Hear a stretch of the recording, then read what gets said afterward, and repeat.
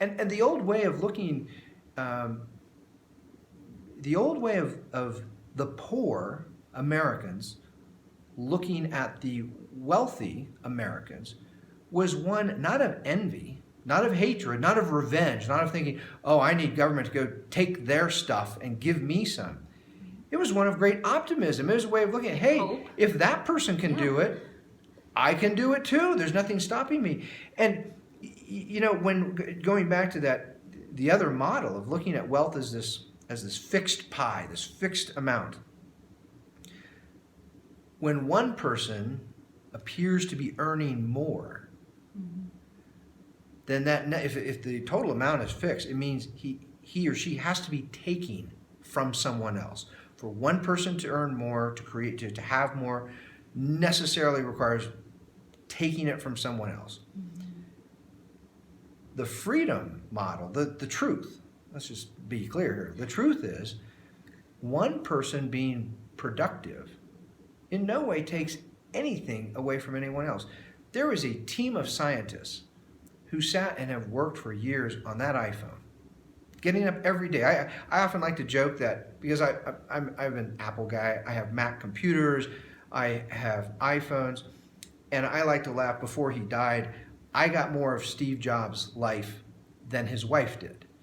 For a few $100s. For a few $100s, I got more of Steve Jobs' life than his wife did. And the reason I say that is because Steve Jobs got up every single day thinking to himself, how can I make life easier or better? How can I help Tom Krannawitter and millions of other people, billions of other people around the planet? What can I do? What can we add to our technology that will solve a problem or do something more efficiently that people need to be done? He thought about that every day of his life. And that's helping people. That's providing things that other people value. And I got all of that from him for a few $100s, right? You go buy you can walk in and you got to sign your life away to some contract with some phone service too. But the point is, for a relatively small amount of money, you get enormous value from other people. And when Steve Jobs, and I'm using him simply because he's an entrepreneur and he's very well known. And you probably have a phone. Yes. So when Steve Jobs got up every day thinking with his team of scientists, how can we make this device better, more user-friendly, make it so that it solves more problems that people need solved, that took nothing away from me. Nothing. I was free each and every day to do nothing if I wanted to be lazy and I wouldn't have much. And I was also free to look around at people and say, well, what do they need? What do they value? What can I supply? How can I help deliver something that they value? His work didn't stop me, and his work didn't take anything away from me. In fact, his work made it easier for me. So here I am, offering ideas to people, and I'm using his product to do it, right? It makes it so that I can do it in a way it's a win-win. It's always a win-win, yes. Yes. And in a way, this is one of these key things. The modern welfare state, as well as the modern tax code, the modern regulatory state, it all rests on this premise that there's a limited amount of wealth, and it is a great injustice if some people have much and other people have little, and it's the job of government to even that out, to take away from some and give it to others. And the job of government that actually created all this wealth was just protecting your natural rights, what you were thinking, what your ideas were, what your production was. Yeah. That created the biggest boom in our world history. Well, the people created it. Well, people did. The individuals created it. What government did to facilitate that, to incentivize that, was to say to people, we're going to make sure that you're safe in your property. If someone comes and tries to steal from you, that's why we have criminal laws. That's why we have a criminal court system, right? They're going to go to jail if they steal from you.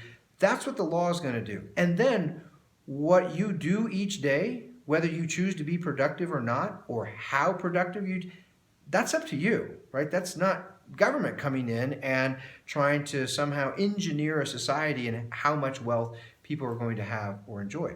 And so I think it's crucially important for Americans today to get this, to feel this in your bone marrow and help your kids understand this, that whatever position in terms of financial wealth, economic wealth, whatever position a person is born into is no indicator of how you must live. It doesn't determine how you must live. The great, beautiful part of the American story is very poor people becoming comfortable middle-class people, and in some cases, quite wealthy people. And what's also curious, and this is another feature of freedom, part of the American story is people who are born into great wealth becoming quite poor by the end of their life. That too happens because, as we said at the beginning of our recording, freedom means either enjoying or suffering the consequences of your choices. That's an optimistic way of looking at the world. I think in your other book, you wrote another book called what, Crisis of the House Divided? Crisis of Our House Divided, yes. Yes. So in the book, it's amazing. I really enjoyed it. He paints the picture of two different islands. And it's really nice to go through some of the long-term consequences that might happen on either island and really set up the structure. Here's the island that has more freedom, and here's the island that has less. I wanted to, but people, you'll explain about it. Well, your viewers, I'm sure appreciate this. Americans have become so politicized, so partisan, right? Whenever any subject comes up remotely connected to politics, and sadly that's almost every subject can be connected to politics somehow. Americans today get partisan, and then they start throwing out all kinds of labels. The American flag, football, right, church, right, medicine, food, healthcare, yes. health insurance, right.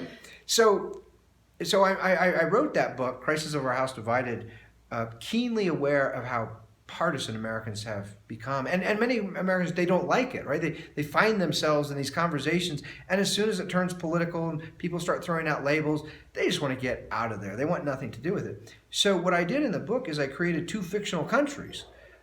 One is Freeland, and the other is New Dealand. And I don't mention any American politicians or anything like that. In fact, the only person who gets referenced at all is Abraham Lincoln, because he's a you did a really good job. There's not a lot of labels. Right, no labels. Yeah. Just talking about ideas. Here's the way of living and looking at the world as a free person, and here's the way of living and looking at the world as someone who expects to be both regulated and subsidized throughout his or her life. I loved it. Thank you. I love that book. I appreciate it. I think you really get to see what the life would look like, what that island would look like, and which one do you want to live on, and taking it from that perspective, I think was fascinating. Well, it's been kind of funny with that book. So I'm a freedom guy. That's what I love. And here's, actually I should rephrase that. I'm a human flourishing guy. I love to see human beings flourish and prosper. I love to see when their lives improve. It is uncomfortable to me. It's painful to me to see people hurting and suffering. And the key to human flourishing and prosperity is and always has been freedom. When human beings are free, they prosper in all kinds of ways. And so I'm a freedom guy, I'm a human flourishing guy, and yet with that book, what's really interesting is the folks who, I've received the strongest praise from progressives, from liberals, from leftists. They actually will tell me they really appreciate the way that I kind of summed up and presented New Dealand, that they say, in fact, I've had progressives tell me they want their progressive Democratic politician, maybe a member of Congress or the state legislature, to read that section of the book because they don't think that they're not doing it right. They're not doing it right. And many of my friends who are, more on the freedom side, or they might call themselves conservative or something like that, they're not quite sure about the book. They're very reserved about the book because they think I gave New Dealand too much credit. I painted it too I think nicely. that you really nailed down their intention, and most people who are left of center, are really concerned about being a good person, and they really are concerned about others. They just don't know necessarily the best way to go about helping them, but they care so much. And so I think it's a really big opportunity to show them policy that maybe politicians won't talk about, and how ideas really do change people's lives, like wealth creation and what that looks like, and having a government that protects your natural rights, protects your production, and how that can create an environment where human flourishing can take place and people can be awesome and they can live their own life and be okay. And so we won't be in this perpetual cycle of always having to use government force to try and take care of these problems, Right. and to take care of people. When government does what it's supposed to do and gets out of the way so individuals can do it best, then that really can take place. That's a great plug. That's the lesson of the book. And people can find it, by the way, on Amazon.com. Crisis of Our House Divided. Thank you, Tom. I really appreciate you coming in.